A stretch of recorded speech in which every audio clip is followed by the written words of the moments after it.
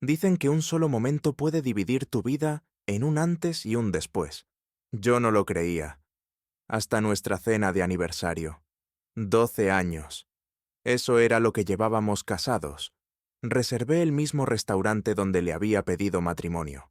La Mer Rouge, luz de velas, manteles blancos, jazz suave. Siempre le encantó ese lugar. Su nombre es Dana, y durante la mayor parte de esos años, realmente creí que ella me quería. Me puse la camisa azul que una vez dijo que era su favorita, y Dana llevaba un vestido negro de satén que hacía que todo el mundo la mirara cuando entrábamos. Todo parecía bien.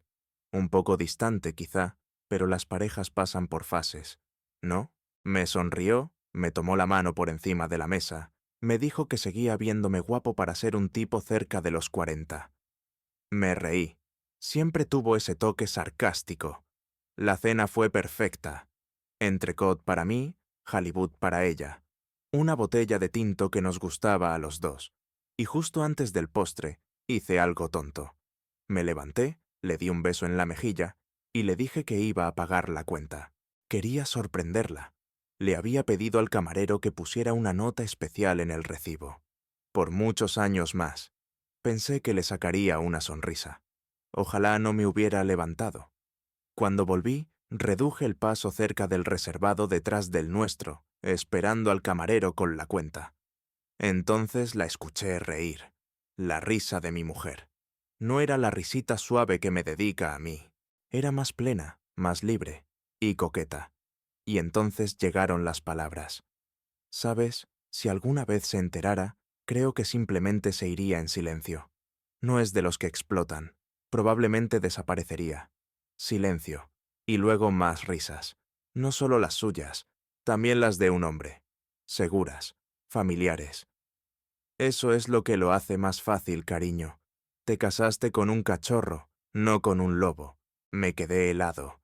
Mi cerebro intentaba convencerme de que había entendido mal, que era una broma, que hablaban de otra cosa, que no era sobre mí. Pero entonces ella dijo, con toda la calma del mundo, como quien pide otra copa de vino: «Este será el último aniversario que finjo». Algo dentro de mí se rompió. No volví a la mesa enseguida. Me quedé allí, inmóvil, mirando el reflejo de la vela parpadeando en el cristal. Luego respiré hondo, me giré despacio y caminé de vuelta como si no hubiera escuchado nada. Dana estaba bebiendo cuando me senté. ¿Todo bien?, preguntó con esa misma sonrisa encantadora. Perfecto, mentí. No la confronté, no pregunté, no lloré, no esa noche. La vi terminar su postre. La vi dar las gracias al camarero. La vi retocarse el pintalabios en el espejo junto a la puerta. Y todo el tiempo yo me preguntaba quién era él. Repasaba la voz, la risa, el tono. Sabía que no era un desconocido. Esa voz tenía historia. Mi mente pasó revista a amigos, vecinos, incluso compañeros de trabajo. Esa noche, cuando ella se durmió, me quedé 3 horas sentado en el baño, en el suelo frío, con el móvil en la mano, intentando decidir si quería saber la verdad, o si ya la sabía. Decidí que iba a descubrirlo todo, sin drama, sin gritos, con pruebas, y lo que encontré cambiaría mi vida para siempre. La mañana siguiente fue una obra maestra de fingir. Dana tarareaba en la cocina como si nada hubiera pasado. Preparó café, tostó pan de masa madre y me preguntó si quería huevos. La miré como si fuera una desconocida con la cara de mi mujer. Le dije que no desayunaba, que tenía prisa para ir al trabajo, y me fui 20 minutos antes de lo necesario. Me quedé en el coche a la vuelta de la esquina, con las manos apretando el volante, el pulso en la garganta. No estaba solo enfadado, me estaba desmoronando, pero no de la manera que uno esperaría. No quería venganza, no quería drama, quería respuestas. Entonces recordé a un amigo, Kevin. Habíamos ido juntos a la universidad. Ahora tenía una empresa de ciberseguridad. Siempre fue bueno con las cosas, discretas. Lo llamé y le pedí un café. Le dije que necesitaba preguntarle algo personal. Aceptó. Nos vimos en un lugar a medio camino y se lo solté en pocas palabras. Creo que Dana me engaña. Necesito pruebas. En silencio. Kevin no hizo muchas preguntas. Solo asintió y dijo: ¿Quieres ojos o oídos? Ambos, respondí. Pero nada ilegal. No quiero acabar en la cárcel. Solo quiero saber la verdad.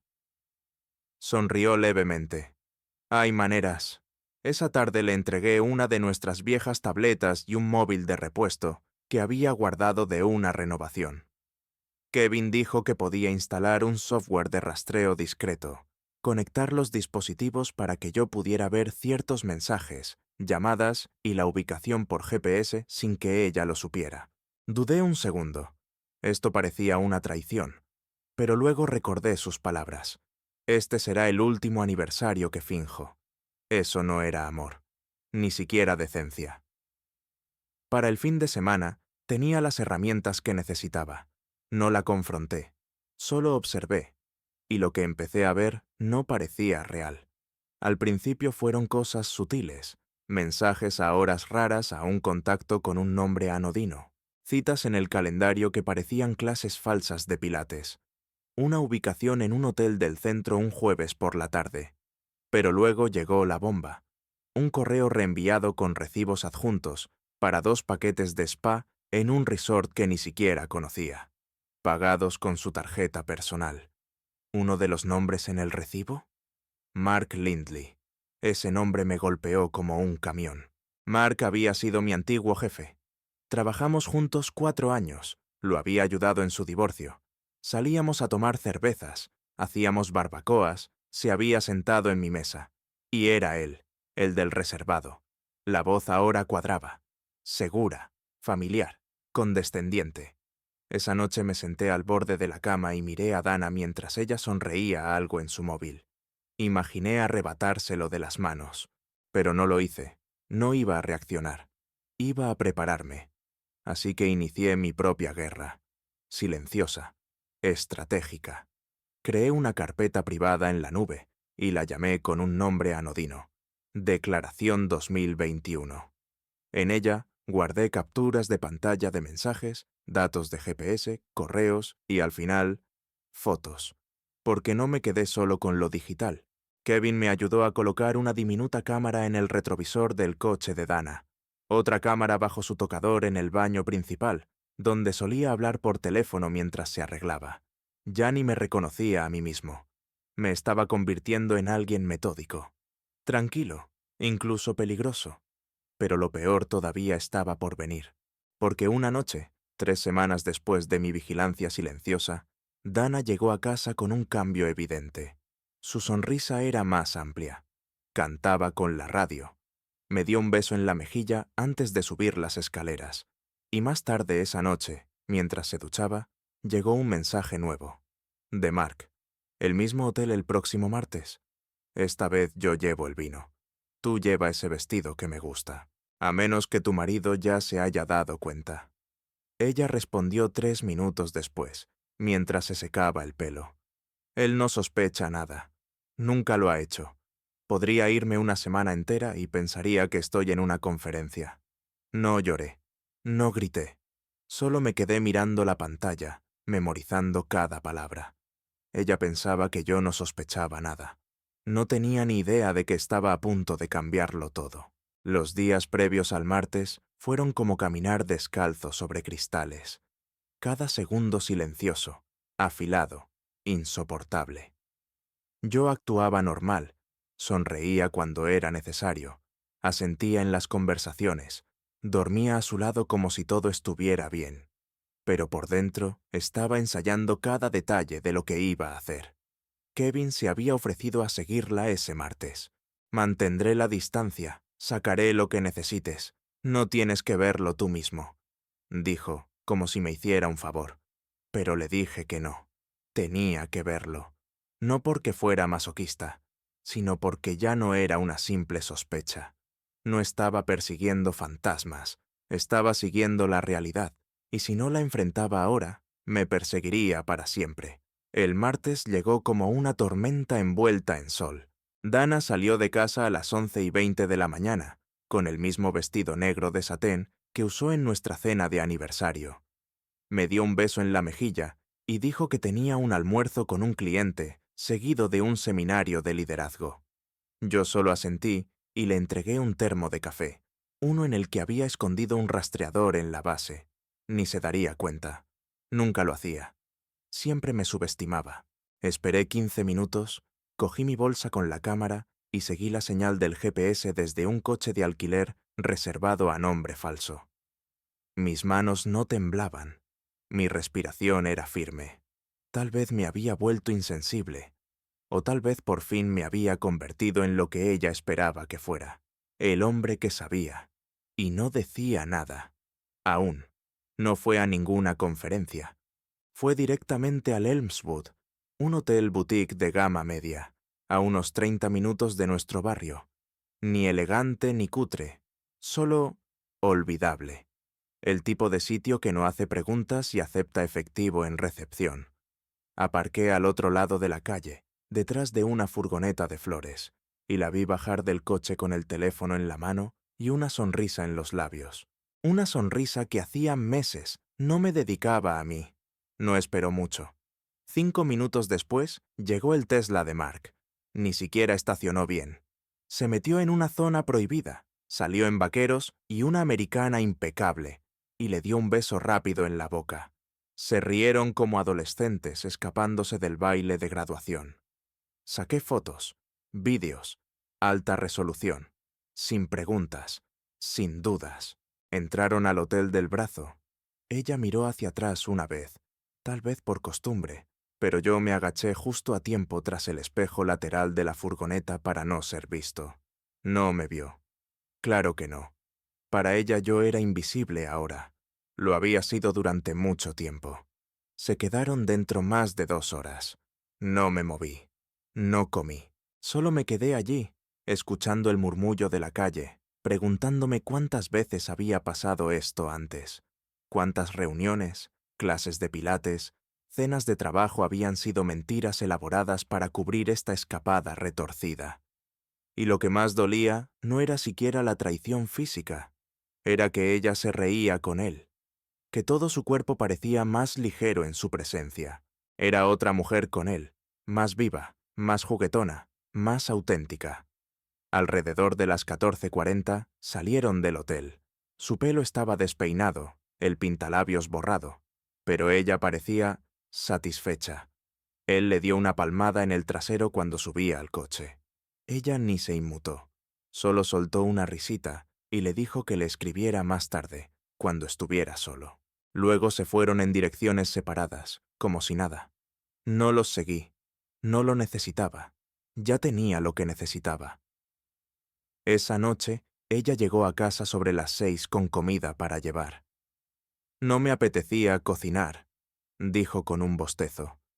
Ese seminario fue agotador. Yo me senté frente a ella, comiendo pad thai, preguntándome si se había lavado el pecado de la piel o si solo se había echado perfume encima. Me contó su día, que el cliente era insoportable, que el ponente tenía un acento raro y una presentación de diapositivas de 2006. Era buena. Casi la creí. Casi.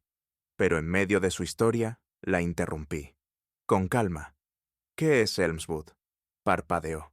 Solo una vez, un poco más de lo normal. Su sonrisa titubeó, pero volvió rápido. Ah, vi un recibo en el coche. Mentí. De un café en el Elmswood. Ah, eso. Sí, paramos allí después del seminario para picar algo rápido. Creo que el nombre estaba en las servilletas. Lo tiré. Rápido. Seguro. Casi perfecto. Pero no del todo, porque sus ojos ya la habían delatado. Dana había olvidado quién era yo en realidad. Pensaba que era un cachorro. Todavía no había entendido que yo tenía dientes, y que no me daba miedo usarlos. La noche después de verlos juntos, algo dentro de mí cambió. Me quedé frente al espejo del baño, cepillo en mano, mirando al hombre que me devolvía la mirada. Durante años, Dana había dicho que yo era demasiado blando, demasiado complaciente, demasiado pasivo. Yo creía que eso era amor, el tipo de amor que mantiene la calma, que escucha, que cede.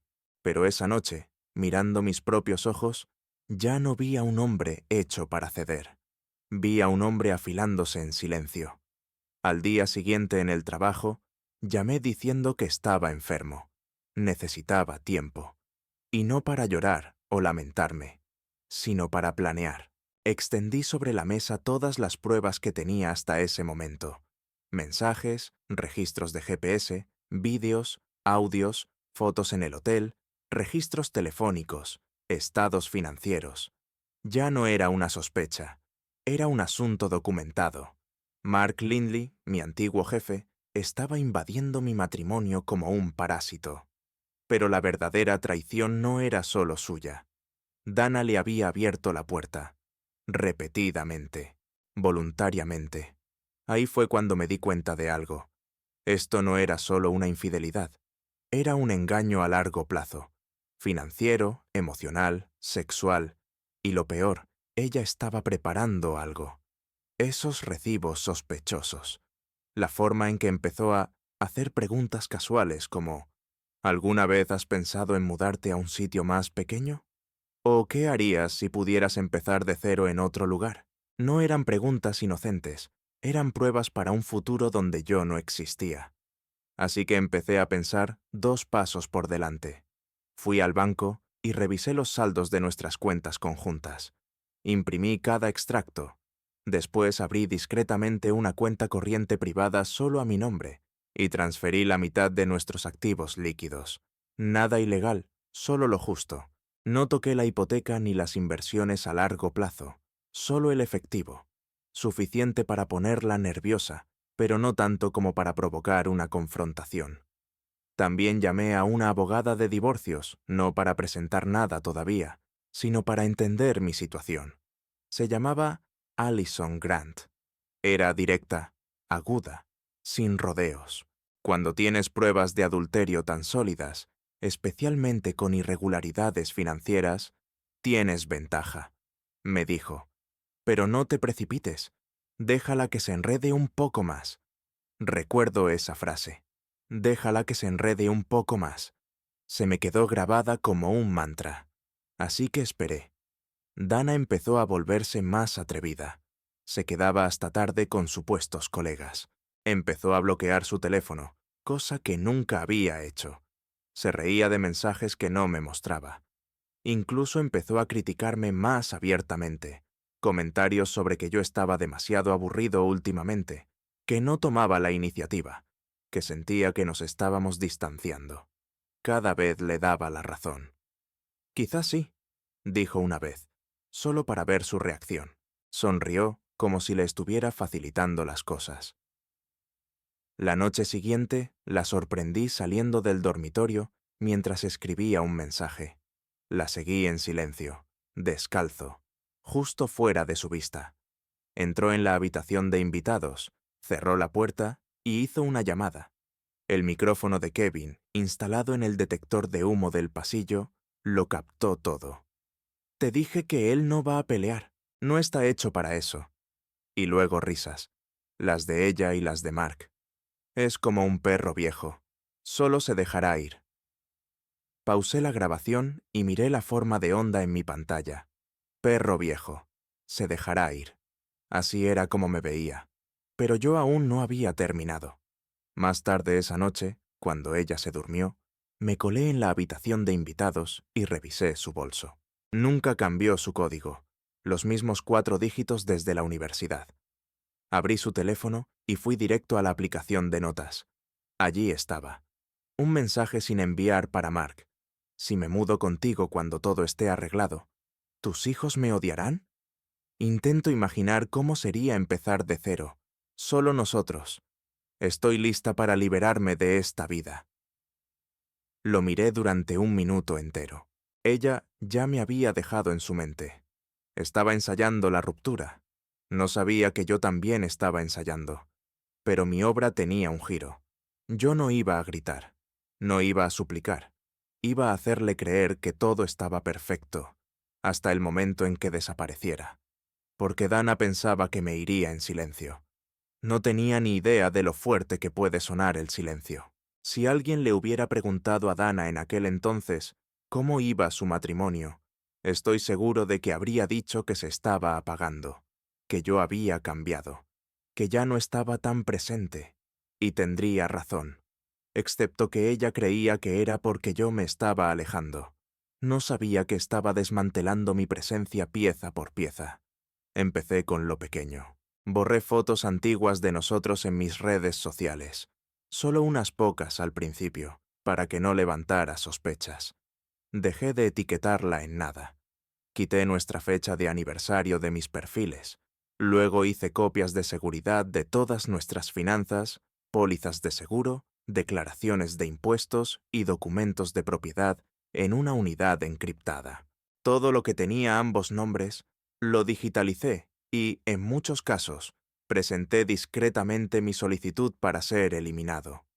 Contraté a un segundo abogado, este para asuntos de patrimonio, y comencé a ajustar mi testamento. La versión antigua dejaba todo a su nombre. La nueva ni siquiera la mencionaba. Ella no se dio cuenta de nada. Estaba demasiado ocupada fingiendo que todavía tenía que mentir. Una tarde, me dijo que estaría fuera 3 días por un retiro corporativo, en Denver. Supe que era mentira en cuanto lo dijo. No había maleta de trabajo, ni itinerario, ni mención de quién más iba. Pero yo sonreí y asentí. Genial, te lo mereces. Ese viernes, después de que se fuera, revisé su GPS. Estaba en una casa junto al lago, a 2 horas de la ciudad. Una propiedad que Mark Lindley había heredado tras su divorcio. Un refugio tranquilo con embarcadero privado y sin vecinos curiosos.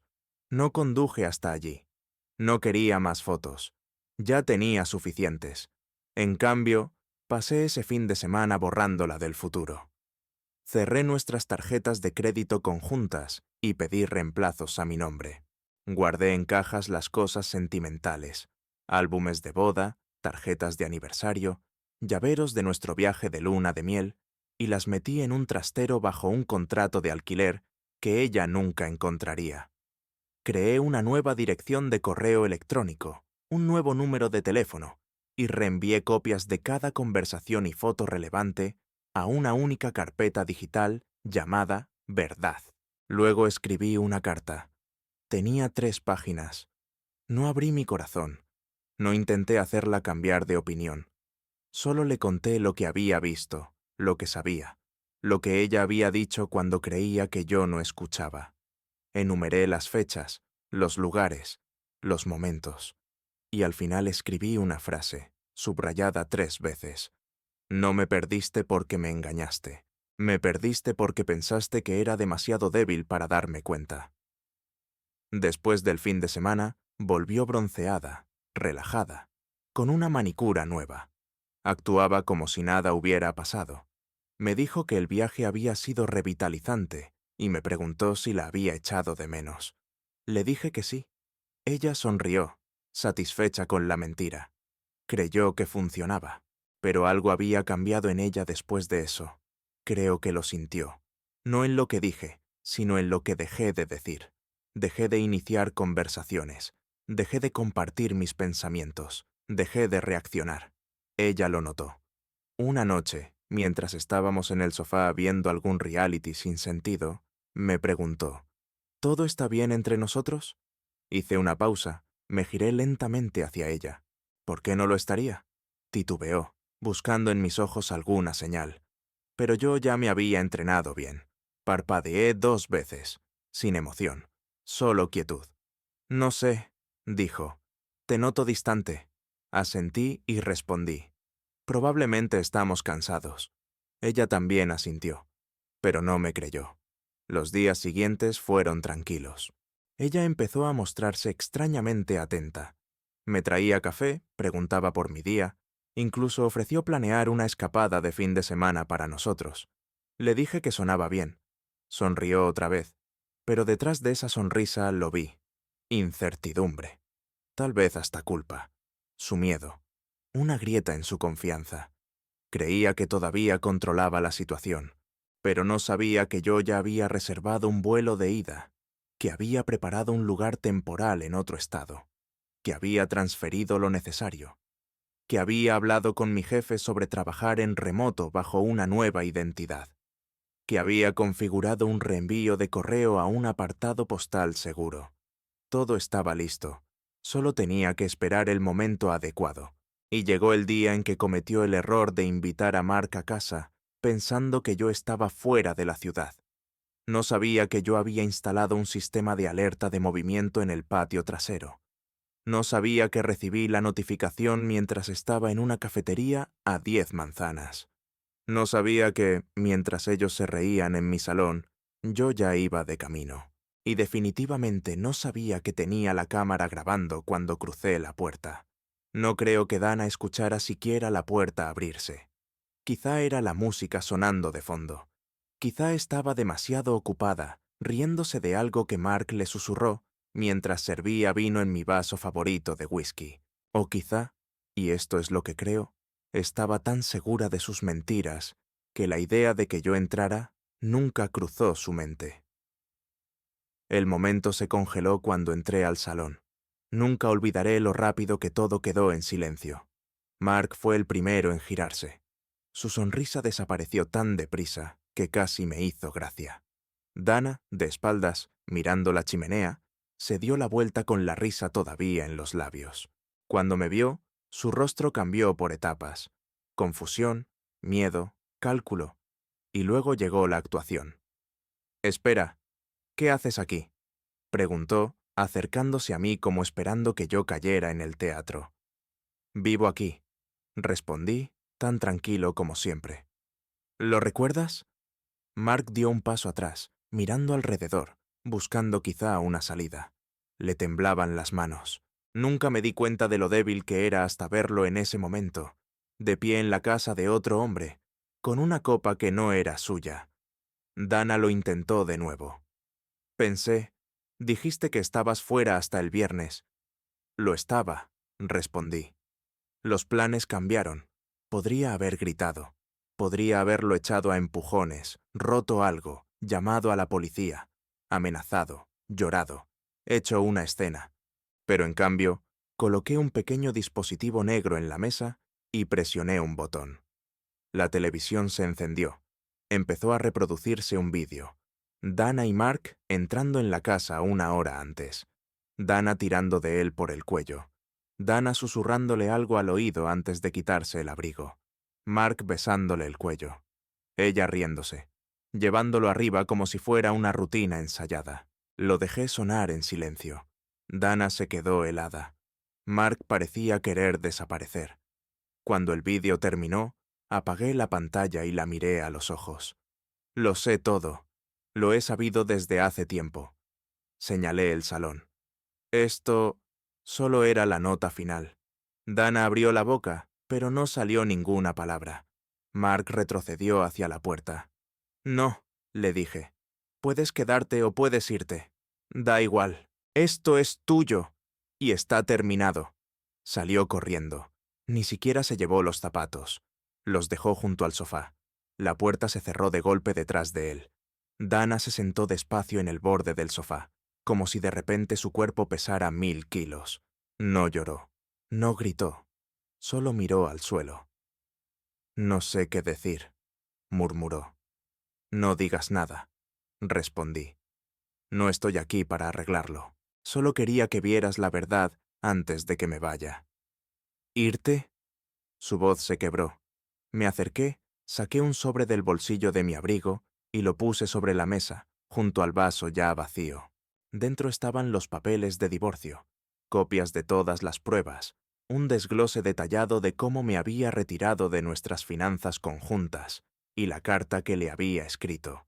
3 páginas, firmadas y fechadas, contándole todo lo que ella se negó a preguntar. «No me quedo esta noche, y no estaré mañana. Ya hablé con un abogado. Encontrarás todas las instrucciones dentro». No tocó el sobre. Sus manos descansaban en su regazo, como si tuviera miedo de moverse. Me quedé allí un segundo más, lo suficiente para memorizar el momento en que finalmente entendió que lo había perdido todo. No solo a mí, sino la vida que creía poder manipular, la versión de mí que pensaba tener atada. Entonces me giré Y salí. No me llevé mucho. Solo una mochila con lo esencial y una carpeta con todo lo que importaba. No di un portazo. Ni siquiera lo cerré con llave. Que se quedara con el silencio. Esa noche me registré en un hotel modesto a 1 hora de distancia, no porque necesitara el espacio, sino porque necesitaba sentir a qué sabía realmente la libertad. Y por primera vez en años, dormí. No cerrar los ojos y ya, no con la mente corriendo mientras el cuerpo se queda quieto, sino dormir de verdad, en paz, sin culpa, sin sueños, porque ella ya no tenía un lugar en mi futuro. Y ahora, por fin, lo sabía. A la mañana siguiente me desperté en una habitación que olía a alfombra vieja y café recién hecho. La luz del sol entraba por las persianas de una forma que no había visto en años. Suave, libre, sin el peso de las apariencias. No había pasos por el pasillo. No había suspiros pasivo-agresivos desde la cocina. No había preguntas sobre a dónde iba o por qué no hablaba. Solo silencio. Solo yo. Era una paz extraña. No era alegría, no era tristeza, era limpieza, como el aire después de una tormenta. Revisé mi teléfono, esperando encontrarlo lleno de llamadas perdidas y mensajes desesperados. Pero solo había 3. El primero: Dana, ¿dónde estás? El segundo: Dana, tenemos que hablar. Por favor. El tercero llegó alrededor de las 3 de la mañana. Dana, no quería que pasara así. Me equivoqué. Por favor, vuelve a casa. No respondí a ninguno. En cambio, salí a caminar. Solo por la manzana. Pasé por una panadería, una librería, una peluquería canina. La vida seguía. Gente tomando café, riendo por teléfono, paseando a sus perros, leyendo el periódico. Y por primera vez en años, sentí que quizá todavía tenía un lugar en todo eso. No como marido, no como el plan B de nadie, solo como yo. Alrededor del mediodía, entré a una cafetería tranquila y saqué mi portátil. Inicié sesión en la carpeta de la nube con todas las pruebas. Hice una última copia en un disco seguro y borré los originales del móvil y la tableta. No quería seguir cargando con eso. Ese capítulo estaba documentado, sellado, fuera de mis manos. Ella podría negarlo todo lo que quisiera. La verdad ya no necesitaba mi ayuda. Esa tarde me reuní en persona con mi abogada por primera vez. Allison tenía esa forma de hacer que todo pareciera negocio, incluso lo emocional. Terminamos los últimos pasos. Dana sería notificada en 48 horas. Todos los bienes ya estaban divididos, y mi reubicación estaba en marcha. Me preguntó si quería incluir las fotos en la demanda. No, le dije. Ella sabe lo que hizo. No necesito que el juez se lo recuerde. Elegante, dijo Allison. La mayoría no lo maneja así. No me sentía elegante. Me sentía vacío. Pero también orgulloso. 2 días después, me confirmaron que Dana había sido notificada. Según el mensajero, no dijo una palabra. Solo asintió y cerró la puerta. Entonces comenzaron las llamadas. Decenas de ellas.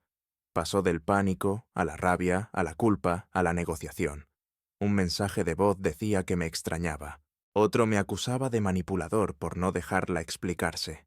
En uno incluso afirmaba que estaba confundida y que nunca quiso lastimarme. Pero en todos había el mismo trasfondo. No lamentaba lo que hizo. Lamentaba haber sido descubierta. La llamada más surrealista fue de Mark.